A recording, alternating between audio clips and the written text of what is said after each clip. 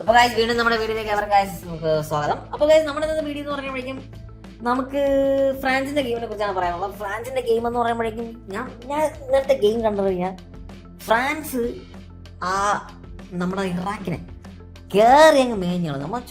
നമ്മൾക്ക് ബോളെന്നുള്ള സാധനം കൊടുത്തില്ല. അവരെ വല്ലാത്ത ഒരു ഗതിയിലാണെന്ന് പറയുന്നത് നമ്മുടെ ഫ്രാൻസ് ടോർച്ചർ ചെയ്ത് കളഞ്ഞത്. ഞാൻ പോലും പ്രതീക്ഷിച്ചില്ല ഇങ്ങനെ ഒരു ഗെയിം എന്ന് പറയുന്നത് ഫ്രാൻസിൻ്റെ വരുമെന്ന്. എംബാപ്പെ 2 ഗോൾ അടിച്ചു. ഞാൻ ചിലപ്പോൾ എംബാപ്പെ എന്ന് പറഞ്ഞാൽ എംബാപ്പെ ഒരു 3 ഗോൾ കടിക്കുന്നൊക്കെ ഞാൻ വിചാരിച്ചു. കാരണം ഇറാഖാണ് ഒരു കുഞ്ഞൻ ടീമാണ്. അപ്പം അതുപോലെ തന്നെയാണ് എന്താ പറയുക ഫ്രാൻസിൻ്റെ പ്രകടനം. ഫ്രാൻസിൽ നിലം തൊടിയിച്ചില്ല എന്താ പറയുക ഇറാഖിനെ.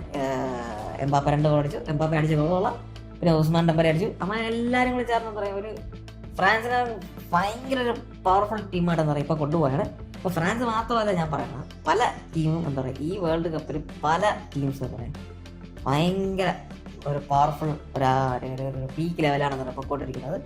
അതിൽ ഫ്രാൻസ് ഇപ്പോൾ എന്താ പറയുക ഫ്രാൻസും ഇപ്പോൾ ടോപ്പിൽ വന്നിട്ടുണ്ട്. പക്ഷേ എന്തായിരുന്നാലും ഫ്രാൻസ് എത്ര ടോപ്പ് വന്നാലും അർജന്റീന അത്ര വരുമെന്ന് എനിക്ക് തോന്നുന്നില്ല. കാരണം വെച്ചാൽ അർജന്റീന വേറൊരു ലീഗിലാണെന്ന് പറയാൻ ഇപ്പോൾ കളിച്ചുകൊണ്ടിരിക്കുന്നത്. വേറൊരു ലീഗ് എന്ന് പറഞ്ഞാൽ വേറൊരു ലെവലിലാണ് കളിച്ചുകൊണ്ടിരിക്കുന്നത്. എനിക്ക് തോന്നുന്നത് അർജന്റീന കിട്ടിക്കഴിഞ്ഞാൽ അർജന്റീന ഉറപ്പായിട്ടും അവർ നിലം തൊഴിക്കില്ല. അമ്മാതിരി മികച്ച രീതിയിലാണെന്ന് പറയാം അർജന്റീന കളിക്കുന്നത്. പക്ഷെ എന്തായിരുന്നാലും എന്താ പറയുക ഈ വേൾഡ് കപ്പിൽ അർജന്റീനയ്ക്ക് ഒരു ചലഞ്ച് തരാൻ ഇപ്പോൾ ജർമ്മനിയും ഫ്രാൻസും ഉണ്ട്. കാരണം വെച്ചാൽ ഇവർ രണ്ടുപേരും അത്യാവശ്യം നന്നായിട്ട് പറയും ഒരു നല്ലൊരു ഗെയിം പ്ലേ എടുക്കുന്നുണ്ട്. നമുക്ക് കാണാം. ഓക്കെ, ഇപ്പോൾ ഗെയിമൊക്കെ ഒരു പകുതിയിലൊരു 40% ആയിട്ടില്ലേ. നമുക്ക് എന്തായിരുന്നാലും കാണാം, കാത്തിരുന്ന് കാണാം എന്താ പറയുക എന്ത് സംഭവിക്കുന്നു. പക്ഷേ മെസ്സിക്ക് ഒരു ചലഞ്ച് കളിക്കാൻ എന്താ പറയുക ഫ്രാൻസ് മാത്രമല്ല അർജന്റീനയ്ക്ക് ചലഞ്ചിനെ കിട്ടാൻ വേണ്ടിയിട്ട് ഫ്രാൻസും ഉണ്ട്. ഇപ്പോൾ അതുപോലെ തന്നെ അർജന്റീനയ്ക്ക് ചലഞ്ച് കിട്ടാൻ വേണ്ടിയിട്ട് അതേപോലെ മെസ്സിക്ക് ചലഞ്ച് കിട്ടാൻ വേണ്ടിയിട്ട് നമ്മുടെ എംബാപ്പയും ഉണ്ട്. അപ്പോൾ എല്ലാവരും ഇപ്പോൾ ഒരു മെസ്സി അല്ലെങ്കിൽ നമ്മുടെ കഴിഞ്ഞ ഒരു ഡെക്കേഡിൽ നിങ്ങൾക്ക് അറിയാമായിരിക്കുമല്ലോ.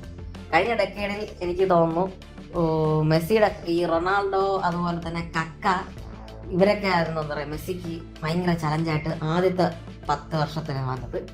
അതിനുശേഷം അടുത്ത 10 വർഷം മെസ്സിക്ക് എന്താ പറയുക ഒരു ചലഞ്ച് എന്ന് പറയാനുള്ള പേരിനായിട്ട് നമുക്ക് ക്രിസ്ത്യാനോ റൊണാൾഡോ ഉണ്ടായിരുന്നു. അത് ക്രിസ്ത്യാനോ റൊണാൾഡോ അതുപോലെ തന്നെ നമുക്കറിയാം ഈ നെയ്മർ, ഫ്രാങ്ക് റിബേറി, പിന്നെ നമുക്ക് റോബനെ വേണമെങ്കിൽ പറയാം. അതുപോലെ തന്നെ സ്ലാട്ടാനുണ്ട്. അങ്ങനെ ചില പ്ലെയേഴ്സൊക്കെ എന്താ പറയുക അന്ന് മെസ്സിക്ക് ഒരു ചലഞ്ചിനായിട്ട് എന്താ പറയുക ഉണ്ടായിരുന്നു. ഈ വർഷം അതായത് ഈ അടുത്ത 10 വർഷത്തിൽ നമ്മൾ നോക്കിക്കഴിഞ്ഞാൽ മെസ്സിക്ക് വീണ്ടും ഉണ്ട് ആൾക്കാർ ചലഞ്ച് ചെയ്യാനായിട്ട്. ആരാണ്? നമ്മുടെ ഹാലൻഡും എംബാപ്പയും.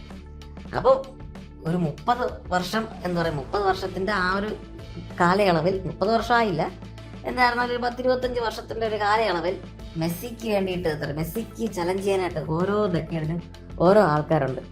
അത് പക്ഷേ ഹൈലൈറ്റ് എന്തെന്ന് വെച്ച് കഴിഞ്ഞാൽ ഇത്രയും വർഷം ആ ടോപ്പ് ലെവലിൽ തന്നെ മെസ്സി കളിച്ചതാണ്. അതാണ് എനിക്ക് വലിയൊരു അത്ഭുതം തോന്നുന്നത്. അപ്പോൾ അതാണ് നമ്മുടെ ഇന്നത്തെ ഫ്രാൻസിൻ്റെ ഗെയിം. അപ്പോൾ ഒരു കാര്യം എല്ലാവർക്കും നിങ്ങൾക്ക് കാര്യങ്ങളൊന്നും കമൻറ്റിൽ പറയാം. അപ്പോൾ എല്ലാവർക്കും ശുഭദിനം.